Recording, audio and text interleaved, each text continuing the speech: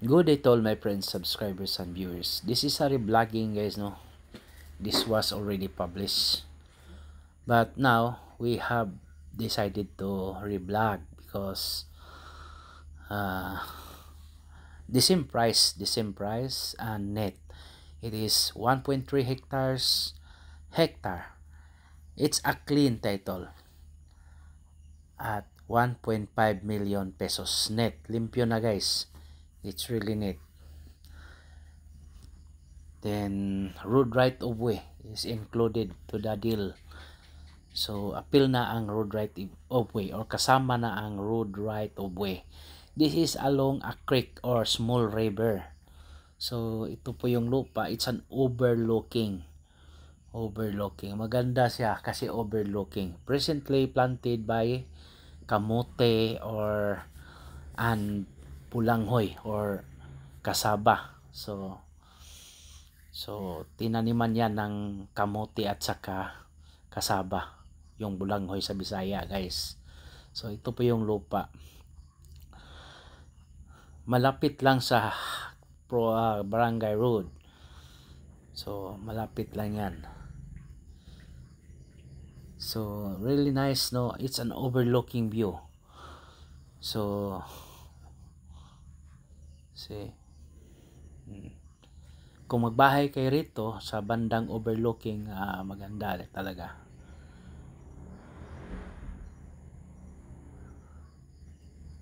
So it is located in Barangay San Francisco, Ubay, Bohol. So northern part of Bohol province. So Ubay is a progressive town, approximately 2 hours drive from Tagbilaran City. So at Anda, it's around 30 minutes drive. Anda, Bohol, White Sand Beaches. So 30 minutes drive lang po yan. So ang maganda dito kasi pwede kayo mag-farming. Kung gusto mag-farming, anong gusto mong gawin dito, this is good. Farming and residential. For example, if you have a house, then residential, you build a house, then you plant also. Neighborhood. Number 1 neighborhood is me. The adjacent land is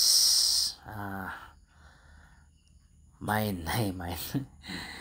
So, hindi biro, guys. Ako talaga ang adjacent ng lupa after the creek. So, pwede ko yan ibenta. It's around 9,000 square meters.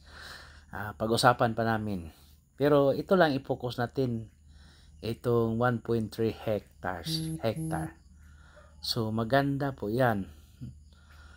So, see the kasaba is really good, no? Maganda ang kasaba, guys. So, tinuro ko yung road right of way. Yung road right of way diyan, guys, pipirma talaga sila. Kinontak na namin yung may-ari. So, okay na. See. Clean title talaga yan, guys. Pag sabihin kong clean title, meaning husband and wife are still alive and the one who are in the title.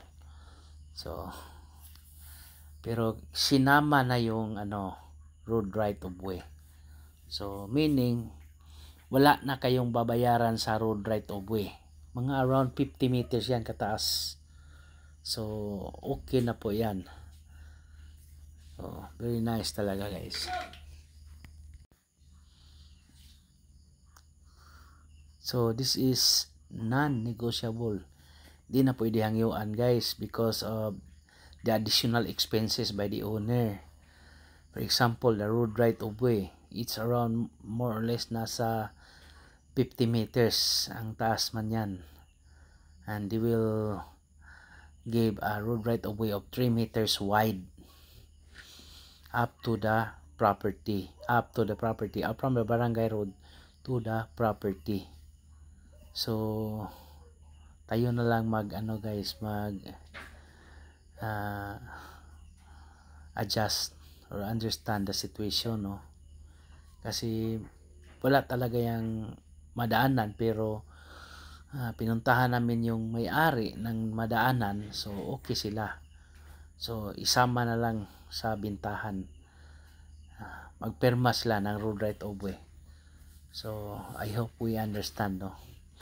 Pero maganda yung lupa natin, guys, super ganda. Okay. So ito po yung neighborhood.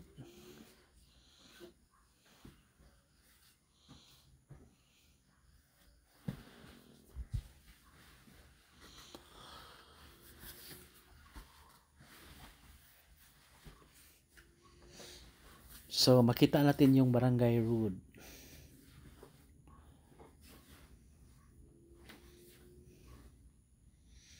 As for me, guys, no, okay man yun.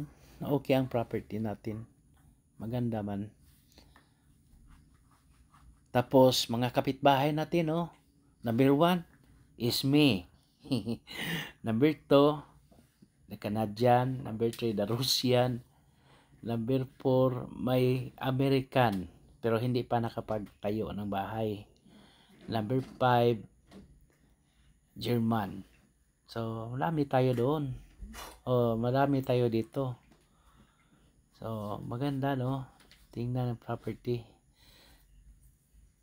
So, kaso lang yung video ko, bigla mang hindi parang na iba yung video sa hindi na vertical, biglang hindi horizontal, naging vertical na po. So tayo na lang mag-adjust, at least makita natin ang creek or river. Ito na po yung naka-vertical, guys, naka-vertical po yan. Nalimutan ko yata yung basta mag-horizontal tayo tuwing tingnan natin ng horizontal. So after the creek, the lot after the creek is mine. Sa amin po. Nabili po yan namin. Pero kung gusto talagang bilhin nyo, palakihin pa yung pag-usapan natin. Kasi bago lang yan nabili namin. The next is the American. The next and the Canadian. Then to the other next is the Russian. And nearby, so is the German. So yun po, maganda po yung property. So baka maging foreigners village na to. Okay, for inquiries, just contact me and please subscribe our YouTube channel. We will process transfer of title. And if you have properties for sale, just submit it to us. Again, thank you very much and God bless to all. Happy viewing. Bye.